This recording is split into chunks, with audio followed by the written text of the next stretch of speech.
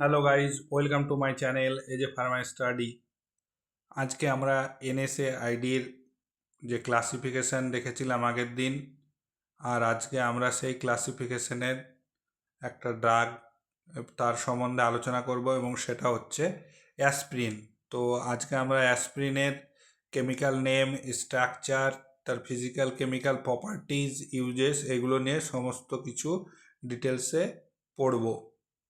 তো প্রথমে আমরা দেখতে পাচ্ছি যে অ্যাসপ্রিন, যেটাকে আমরা আরেকটা নামে বলতে পারি, কেমিক্যাল নেম বলতে পারি, সেটা হচ্ছে অ্যাসিটাইল স্যালিসাইলিক অ্যাসিড। এবার এর স্ট্রাকচার যদি আমরা দেখি অ্যাসপ্রিনের, তাহলে এখানে দেখো যে বেনজিনের একটা রিং আছে, তার সঙ্গে COOH কার্বক্সিল গ্রুপ, এবং একটা আছে কি COOCH3, যেটাকে আমরা বলি এস্টার গ্রুপ। এবার এই বেনজিনের দেখো, যদি আইপ্যাক নাম দেখি, তাহলে এটা হচ্ছে 2 অ্যাসিটাইলক্সি বেনজোইক অ্যাসিড। এবার যদি নর্মাল যখন আমরা দেখব বেনজিনের স্ট্রাকচার, তো ওর সাথে যখন COOH গ্রুপ অ্যাটাচ থাকে, এই COOH গ্রুপ যখনই অ্যাটাচ থাকবে আমরা সেটাকে বলি বেনজোইক অ্যাসিড। ঠিক আছে, তাহলে বেনজিনের এখানে দেখো 2 নম্বর স্থানে ওখানে আমরা দেখতে পাচ্ছি যে সেই জন্য হচ্ছে কি 2 অ্যাসিটাইলক্সি বেনজোইক অ্যাসিড। এবার এর যে মলিকুলার ফর্মুলা সেটা হচ্ছে C9H804, আর মলিকুলার হচ্ছে 180.16 গ্রাম পার মোল। আর কমন নেম যেটা আমরা জানি সেটা হচ্ছে অ্যাসপ্রিন। এবার এর ফিজিক্যাল প্রপার্টিজ আমরা দেখব। তাহলে এটা হচ্ছে হোয়াইট দেখতে, কালার যদি বলো তাহলে সেটা হচ্ছে কি হোয়াইট, অর্ডার হচ্ছে অর্ডারলেস, এবং ক্রিস্টালাইন পাউডার। ঠিক আছে, আর সলিবিলিটি যদি দেখি তাহলে স্লাইটলি সলিউবল ইন ওয়াটার, আর freely soluble in ethanol, ether and chloroform. আর মেল্টিং পয়েন্ট হচ্ছে এর 135 থেকে 140 ডিগ্রি সেন্টিগ্রেড। আর বিটার টেস্টটা হচ্ছে এর বিটার। এবার কেমিক্যাল প্রপার্টিস যদি দেখি, যে অ্যাসপ্রিনের COOH গ্রুপ আছে, যেটাকে বলি কার্বক্সিল গ্রুপ, সেটা হচ্ছে অ্যাসিডিক নেচার, অ্যাসিড নেচার। আর যেটা এস্টার গ্রুপ আছে OCOCH3, স্ট্রাকচারটাতে দেখো তোমরা দেখতে পাবে, তো ওটা হচ্ছে কি হাইড্রোলাইজড হয়ে যায় সেট বাই অ্যালকালি অর এনজাইম, কোনো অ্যালকালি সলিউশন বা এনজাইমের দ্বারা সেটা কী হয়ে যাবে, হাইড্রোলাইজড হয়ে যায়। আর রিয়াকশন করে উইথ বেস, বেসের সাথে, অর্থাৎ ক্ষারের সাথে এর রিয়াকশন করে এবং সল্ট ফর্মেশন করে। ঠিক আছে, আর ডিকার্বক্সিলেট হচ্ছে স্ট্রং হিটিং, যদি তুমি এটাকে খুবই হিট দাও, খুবই হিট করা হয়, তাহলে ডিকার্বক্সিলেট হয়ে যায়। আর FeCl3 ফেরিক ক্লোরাইডের সঙ্গে পজিটিভ টেস্ট দেয়। ঠিক আছে, তাহলে এটাই হচ্ছে এর কেমিক্যাল প্রপার্টিজ। এবার দেখবো এর স্টোরেজ কন্ডিশন। স্টোরেজ করবে এটাকে ওয়েল ক্লোজড কন্টেনারে আমরা স্টোরেজ করব, এবং protected from light and moisture. যদি লাইট এবং ময়েশ্চারের সংস্পর্শে আসে তাহলে এটা কি হয়, রিয়াকশান করে দেয়। আর টেম্পারেচার সবসময় 30 ডিগ্রির নিচে রাখতে হবে। এবার ফর্মুলেশন, এই যে অ্যাসপ্রিন কেমিক্যাল নেচার দেখলাম, তার ফিজিক্যাল প্রপার্টিস দেখলাম, এবার এই অ্যাসপ্রিন নিয়ে আমরা কি কি ফর্মুলেশন বানাতে পারি আমাদের ফার্মাসিউটিক্যাল ফিল্ডে বা ফার্মাসিতে, আমরা কি কি ডোসেজ ফর্মে এই অ্যাসপ্রিনকে পেতে পারি। তাহলে একটা হচ্ছে কি ট্যাবলেট ফর্মে।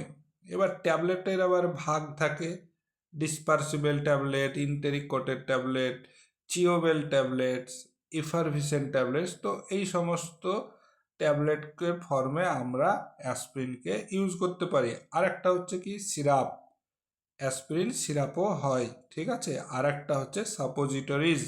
তাহলে 3টে ফর্মে আমরা ডোসেজ ফর্মে এখানে অ্যাসপ্রিনকে পাচ্ছি। এবার এর স্টেবিলিটি দেখব।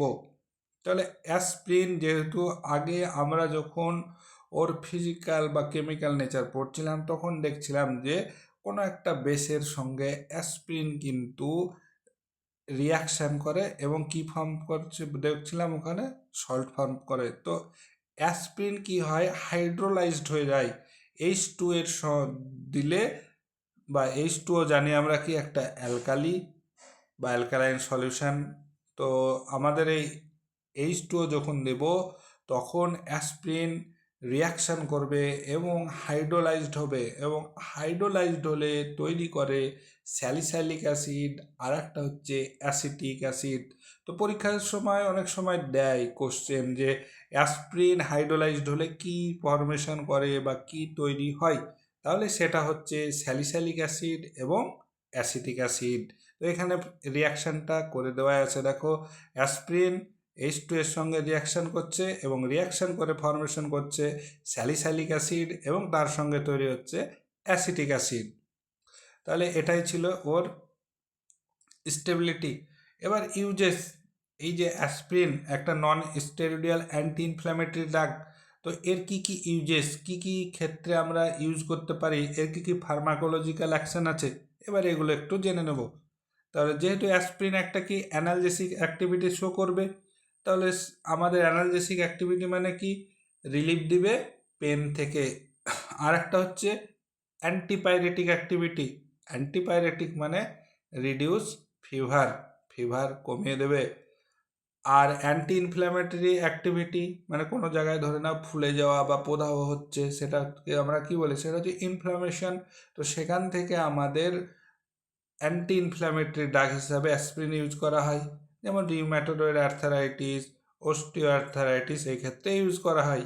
আর একটা বলেছিলাম যে অ্যাসপ্রিন ইউজ করে থাকি অ্যান্টিপ্লেটিলেট ড্রাগ হিসাবে, কারণ প্লেটিলেট অ্যাগ্রিগেশন মেথড হয়, ফলে ব্লাড আমাদের কি হয়, ক্লট হতে শুরু করে।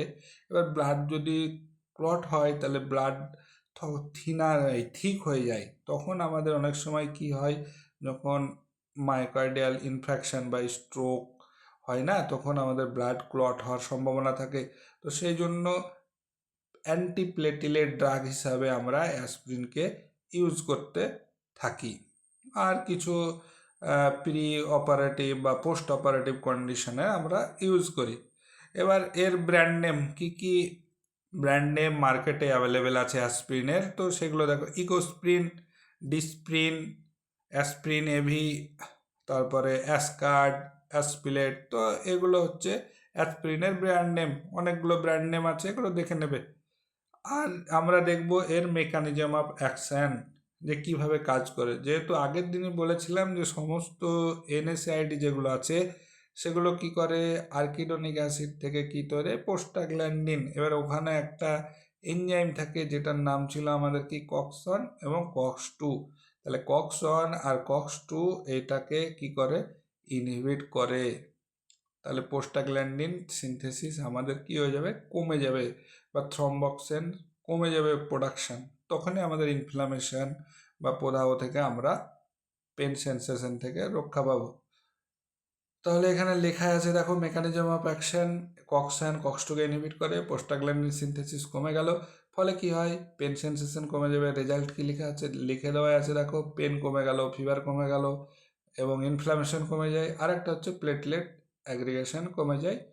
তো এটাই ছিল অ্যাসপ্রিনের মেকানিজম অফ অ্যাকশন, যে অ্যাসপ্রিন ড্রাগটা নেওয়ার পর কোন রিসেপ্টরের মাধ্যমে থ্রু কাজ করে। তাহলে প্রোস্টাগ্ল্যান্ডিন মেন যে রিসেপ্টর, তার অ্যাক্টিভিটি কমে যায় থ্রু কার মাধ্যমে, কক্সন আর কক্স 2 এনজাইম সাইক্লোঅক্সিজেনেজ 1 অ্যান্ড সাইক্লোঅক্সিজেনেজ 2 এনজাইমকে ইনহিবিট করে দেয়। ঠিক আছে, তো এটাই ছিল আজকের অ্যাসপ্রিন নিয়ে ফুল ডিসকাশন, ফার্মাসিউটিক্যাল কেমিস্ট্রি রিলেটেড।